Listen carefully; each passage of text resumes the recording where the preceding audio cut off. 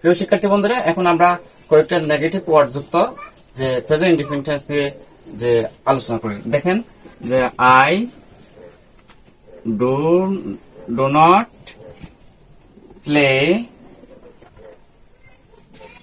Football. আমি football খেলি না। এই যে বন্ধুরা দেখুন তো, এখানে এটা কোনটা সাবজেক্টের পরে ভার্ব কোন আছে, যে প্লে আছে অথবা ডু আছে। দেখেন তো এখানে আমাদের করতে হবে কি, এই যে এস নাই, সুতরাং আমাদেরকে লিখতে হবে ডু। ইন্ডিপেন্ডেন্ট টেন্সের মধ্যে আমরা দুটো অক্সিলারি হিসেবে ইউজ করতে পারি। আপনাদেরকে আগেই বলেছিলাম, এস থাকলে ডাস, এস না থাকলে হচ্ছে ডু।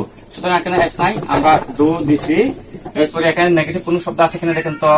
হ্যাঁ, অবশ্যই আপনারা দেখতে পাচ্ছেন এখানে ডোন্ট হচ্ছে নেগেটিভ ওয়ার্ড। সুতরাং আমাদেরকে এখানে অ্যাপোস্ট্রফি যোগ করতে হবে না, সাবজেক্টের জায়গায় প্রনাউন যেটা আছে এটাই বসা দিলে হয়ে যাবে। এই যে দেখেন ডু আই। বন্ধুরা, এভাবেই আপনারা সব নেগেটিভ গুলো করতে পারবেন।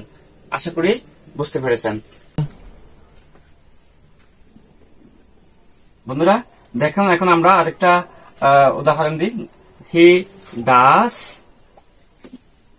Not cook cook cook rice. সে ভাত রান্না করে না। সে ভাত রান্না করে না। দেখেন এখানে হচ্ছে যে এস আছে, তাহলে আমাদেরকে ইউজ করতে হবে যে ডাস। এই যে আমাদেরকে ইউজ করতে হবে কি, ডাস। এখন দেখুন তো এখানে নেগেটিভ কোনো শব্দ আছে কিনা।